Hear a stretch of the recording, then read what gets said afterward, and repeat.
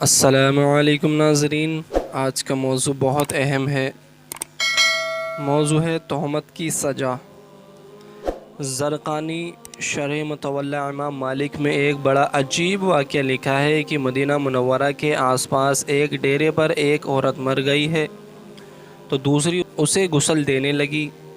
جو غسل دے رہی تھی، جب اس کا ہاتھ مری ہوئی عورت کی ران پر پہنچا تو اس کی زبان سے نکل گیا، میری بہنوں جو دو چار ساتھ بیٹھی ہوئی تھیں، یہ جو عورت آج مر گئی ہے اس کے تو فلاں آدمی کے ساتھ خراب تعلقات تھے۔ غسل دینے والی عورت نے جب یہ کہا تو قدرت کی طرف سے گرفت آ گئی، اس کا ہاتھ ران سے چپک گیا، جتنا کھینچتی وہ جدا نہیں ہوتا، زور لگاتی مگر ران ساتھ ہی آتی، دیر لگ گئی۔ میت کے وارث کہنے لگے کہ بیوی جلدی غسل دو، شام ہونے والی ہے، ہم کو جنازہ پڑھا کر اسے دفنانا ہے۔ وہ کہنے لگی کہ میں تو تمہارے مردے کو چھوڑتی ہوں مگر وہ مجھے نہیں چھوڑتا۔ رات ہو گئی مگر ہاتھ یوں ہی چپکا رہا، دن آ گیا پھر ہاتھ چمٹا رہا۔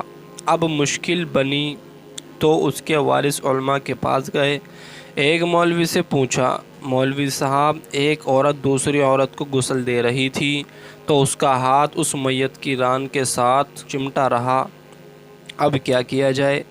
وہ فتویٰ دیتا کہ چھری کے ساتھ اس کا ہاتھ کاٹ دو۔ غسل دینے والی عورت کے وارث کہنے لگے کہ ہم تو اپنی عورت کو معذور کرانا نہیں چاہتے، ہم اس کا ہاتھ نہیں کاٹنے دیں گے۔ انہوں نے کہا فلاں مولوی کے پاس چلیں، اس سے پوچھا تو کہنے لگے چھری لے کر مری ہوئی عورت کا گوشت کاٹ دیا جائے، مگر اس کے وارث کہنے لگے کہ ہم اپنا مردہ خراب کرنا نہیں چاہتے۔ 3 دن اور 3 رات اسی حالت میں گزر گئے، گرمی بھی تھی دھوپ بھی تھی، بدبو پڑنے لگی، آس پاس کے کئی دیہاتوں تک خبر پہنچ گئی۔ انہوں نے سوچا کہ یہاں تو یہ مسئلہ کوئی حل نہیں کر سکتا، چلو مدینہ میں۔ وہاں امام مالک رحمۃ اللہ علیہ اس وقت قاضی القضات کی حیثیت میں تھے۔ وہ حضرت امام مالک رحمۃ اللہ علیہ کی خدمت میں حاضر ہو کر کہنے لگے، حضرت ایک عورت مری پڑی ہے، دوسری اسے غسل دے رہی تھی، اس کا ہاتھ اس کی ران کے ساتھ چپٹ گیا، چھوٹتا ہی نہیں، 3 دن ہو گئے، کیا فتویٰ ہے؟ امام مالک رحمۃ اللہ علیہ نے فرمایا مجھے وہاں لے چلو۔ وہاں پہنچے اور چادر کی آڑ لے کر پردے کے اندر کھڑے ہو کر غسل دینے والی عورت سے پوچھا، بیوی جب تیرا ہاتھ چمٹا تھا تو نے زبان سے کوئی بات تو نہیں کہی تھی؟ وہ کہنے لگی میں نے اتنا کہا تھا کہ یہ جو عورت مری ہے اس کے فلاں مرد کے ساتھ ناجائز تعلقات تھے۔ امام مالک رحمۃ اللہ علیہ نے پوچھا، بی بی جو تو نے تہمت لگائی تھی کیا اس کے 4 چشمدید گواہ تیرے پاس ہیں؟ کہنے لگی نہیں۔ پھر فرمایا کیا اس عورت نے خود تیرے سامنے اپنے بارے میں اقرار جرم کیا تھا؟ کہنے لگی نہیں۔ فرمایا پھر تو نے کیوں تہمت لگائی؟ اس نے کہا میں نے اس لیے کہہ دیا تھا، وہ گھڑا اٹھا کر اس کے دروازے سے گزر رہی تھی۔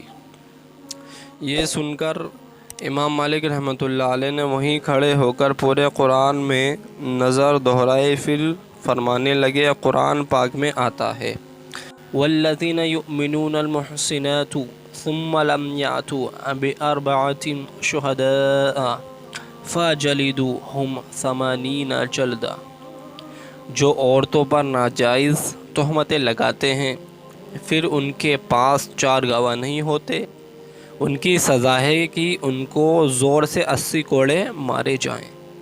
تو نے ایک مرتبہ عورت پر تہمت لگائی، تیرے پاس کوئی گواہ نہیں تھا، میں وقت کا قاضی القضات حکم کرتا ہوں، جلادو اسے مارنا شروع کر دو۔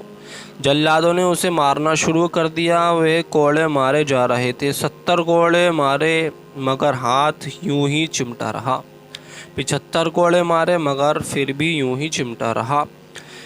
79 کوڑے مارے تو ہاتھ پھر بھی نہ چھوٹا، جب وہ 80واں کوڑا اس کے لگا تو اس کا ہاتھ خود بخود چھوٹ کر جدا ہو گیا۔